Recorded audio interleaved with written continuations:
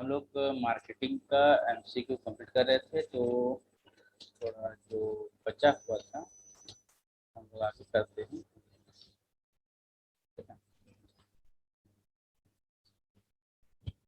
चलो।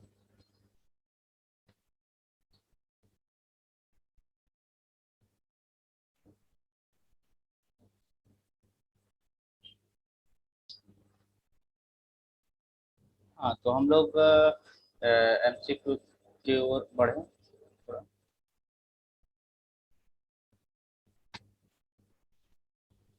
चलिए बच्चे सभी जुड़ जाइए जल्दी जल्दी।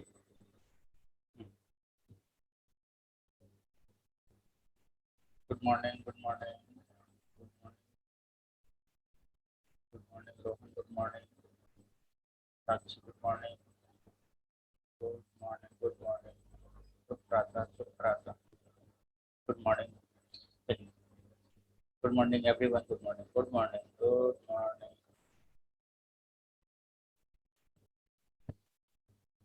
Good morning, good morning Prateek, good morning Sneha, good morning Raunak, good morning Komal, good morning, good morning, good morning everybody, good morning. चलिए स्टार्ट करते हैं। आप लोग का सेकंड सेमेस्टर का हम लोग कंप्लीट करने जा रहे हैं।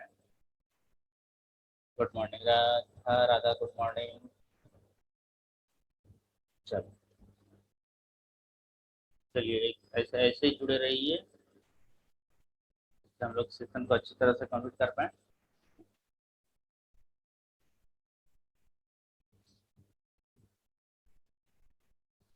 तो क्वेश्चन को थोड़ा सा बड़ा कर देते हैं, ज़्यादा समझ अच्छी तरह से।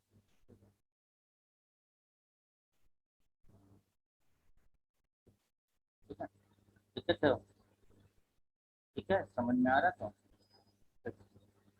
चलिए।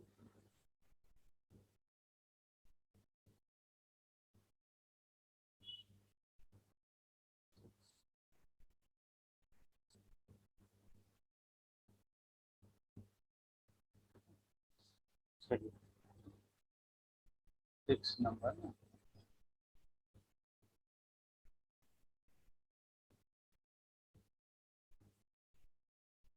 दिया है क्वेश्चन में, पूछा क्या है। It's it is important, it is important marketers to adapt with business environment because it's it is important marketer, marketer के लिए ये इम्पोर्टेंट है। क्या इम्पोर्टेंट है मार्केटिंग के लिए, क्या इम्पोर्टेंट है? ठीक है, तो change can affect of firm negativity, मतलब फर्म के नेगेटिविटी को दूर करना कि उसको प्रॉफिट, उसको लॉस होगा, ऐसा नहीं है। उसको फर्म के फर्म को हमेशा पॉजिटिव बना के रखना होगा। अच्छा, कैन चेंज प्रोवाइड अपॉर्चुनिटी, हमेशा अपॉर्चुनिटी लाना होगा। और चेंज ओनली कांस्टेंट, हमेशा कांस्टेंट चलना होगा कि ऐसा नहीं है। उन्हें बिजनेस को रेडी करके रखना होगा, हमेशा चलाना होगा। ठीक है, तो ये तीनों चीज चाहिए इस टॉपिक में, तो ये ऑप्शन आपका होगा 4D, है ना। अगला 7 टॉपिक में आ जाते हैं। 7 नंबर क्वेश्चन क्वेश्चन कह रहा है कि cultural is about culture is about क्या, किसके बारे में है कल्चरल? तो कल्चरल किसके बारे में है? तो कल्चरल क्या है? कंज्यूमर्स वैल्यू, कंज्यूमर के वैल्यू या बिलीव्स या नॉर्म्स के बारे में है, या पॉपुलेशन कंपोजिशन के बारे में है, या टेक्नोलॉजिकल एडवांसमेंट्स के बारे में है, या इकोनॉमिक ग्रोथ के बारे में है।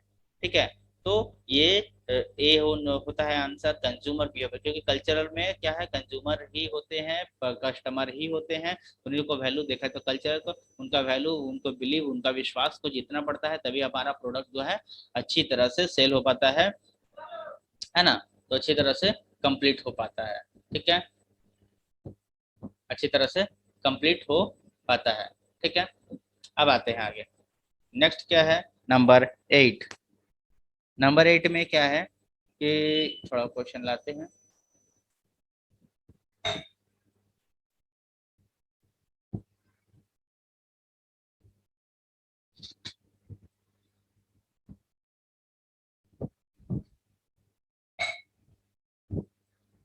नंबर 8 में क्या है? नंबर 8 में है कि the issue that constitute economic environment। क्या इशू है ना? Economic environment. तो सबसे पहला होता है पर कैपिटा, क्या है पर कैपिटा इनकम का, जीडीपी का, या अदरवाइज इनकम डिस्ट्रीब्यूशन।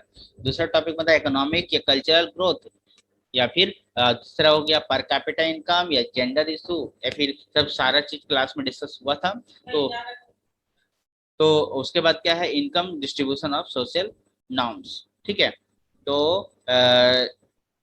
ये सारा चीज इनकम जो है, इकोनॉमिक एनवायरनमेंट जो है किसके ऊपर डिपेंड करता है, तो इनकम के ऊपर डिपेंड करता है। एक इंसान का इनकम पर कैपिटा इनकम के ऊपर डिपेंड करता है कि वो कितना कमा रहा है, साथ में टीडीपी इनकम डिस्ट्रीब्यूशन इस चीज के ऊपर डिपेंड करता है। 9 नंबर क्वेश्चन में क्या है, 9 नंबर क्वेश्चन है कि the study of demographic means, demographic में हम लोग किस चीज के बारे में पढ़ते हैं, डेमोग्राफिक्स। ठीक है।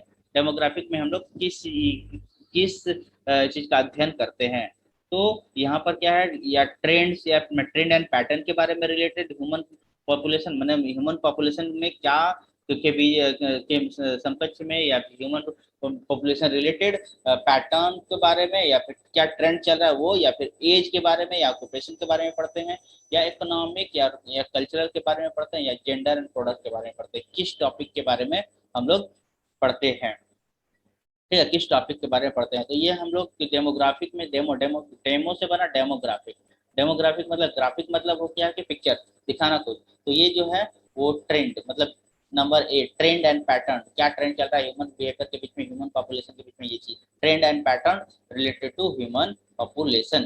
ठीक है, डेमोग्राफिक चीज। ठीक, आगे पढ़ते हैं हम लोग नेचुरल एनवायरनमेंट। थोड़ी सी क्वेश्चन को और करना पड़ेगा।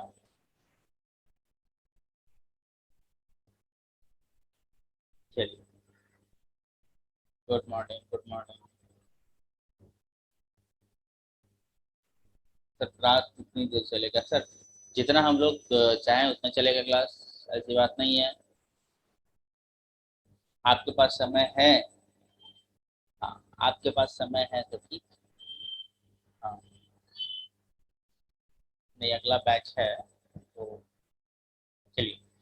तो हाँ, नहीं हाँ हाँ, आप कमेंट में पूछ सकते हैं, कोई दिक्कत नहीं, नो प्रॉब्लम। ओके।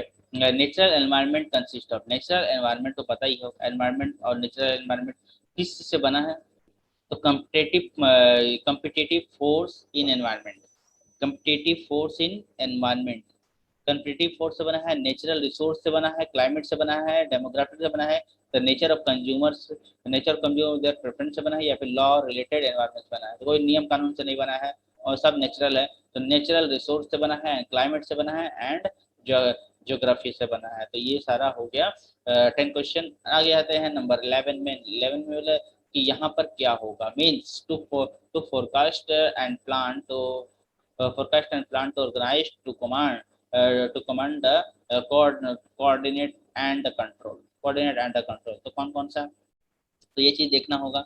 तो किस क्या बोला, forecast and plan to organise and to command to coordinate and to control. ठीक है, नंबर 11 में। तो ठीक है, तो ये हम लोग मैनेजमेंट हो, मार्केटिंग हो, सेलिंग है कॉमर्स में, तो सारा काम तो मैनेजमेंट का ही है, तो मैनेजमेंट होगा। ठीक है। अच्छा, उसके बाद क्या, प्लान बनाना, फोरकास्ट करना, ऑर्गेनाइजिंग का, डिमांड, सारा चीज काम है मैनेजमेंट का ही है। अच्छा, नंबर आते हैं 12। 12 क्या है, 12 यहाँ पे क्या होगा, is one who consume goods, goods और सर्विस। ठीक है, तो कंज्यूम करता है गुड्स एंड सर्विस को कौन, परचेजर, सेलर, मैन्युफैक्चरर, कंज्यूमर। और परचेजर सेलर कौन कंज्यूम करता है भाई, कौन कंज्यूम करता है, 12 नंबर कौन कंज्यूम करता है, वह जो सिंपल सा बात है, परचेजर तो बनाता है, सेलर तो क्या करता है, सेलर तो बेचता है, मैन्युफैक्चर कंज्यूम करने वाला, सिंपल सा बात है, देखो कंज्यूम द गुड्स, कंज्यूम से बना कंज्यूमर। जैसे ड्राइव, जो ड्राइव करता है, ड्राइव जो करता है वो क्या होता है, ड्राइव, ड्राइव करने वाला को क्या बोला जाता है, ड्राइवर बोला जाता है, वैसे कंज्यूम से करने वाले को कंज्यूमर बोला जाएगा। कॉमन बात है, कुछ नहीं है इसमें। ठीक है, बस सर वन बाई वन करके आगे बढ़ते हैं, नंबर 13 में आते हैं। चलिए, good morning, good morning, good morning, good morning बच्चे, गुड मॉर्निंग। हाँ अच्छा, नंबर 13, द अपवर्ड स्लोप। ये upward slope of supply curve का स्लोप जो है अपवर्ड होता है कब, सप्लाई कर्व का जो अपवर्ड होता है कब, ठीक है। तो कब होता है ये हम लोग देख लेते हैं। तो वेन्स डिमांड गोज अप, अगर डिमांड बढ़ता है सप्लाई डाउन होता है तब, ठीक है। डिमांड बढ़ता है और सप्लाई कर्व होता है तब, मतलब हम लोग बताए थे डिमांड कर्व और सप्लाई कर्व, डिमांड कर्व का ये भी बताए थे और सप्लाई कर्व भी बताए थे।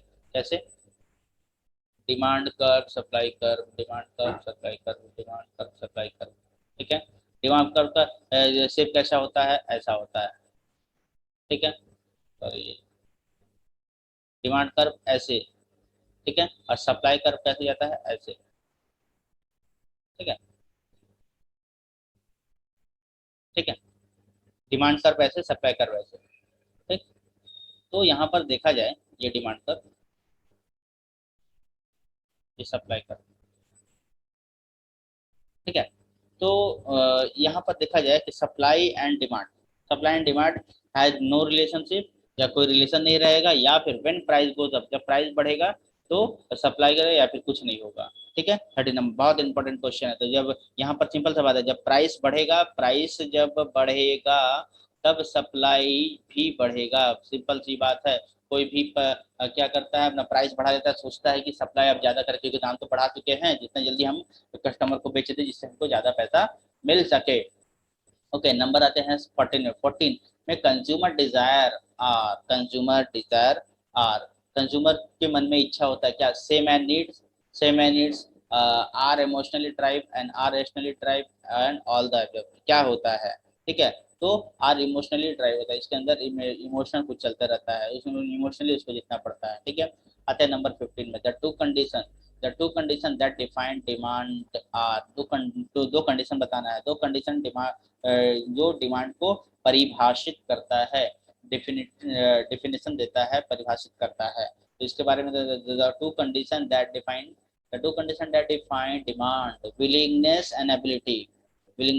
And ability, needs and willingness to buy and willingness to product ability and needs to want। तो ये समझी बात है कि ये इच्छा होनी चाहिए और साथ में डिमांड कब बताता है, जब इच्छा भी होनी चाहिए और साथ में खरीदने का एबिलिटी भी होना चाहिए, ठीक है। जब खरीदने का एबिलिटी भी हो, इच्छा भी हो, तब ये क्या है, डिमांड को दर्शाता है, डिमांड को दिखाता है, डिमांड को दर्शाता है, ठीक है। आगे बढ़ते हैं हम लोग नेक्स्ट क्वेश्चन में, ठीक है, आगे बढ़ते हैं।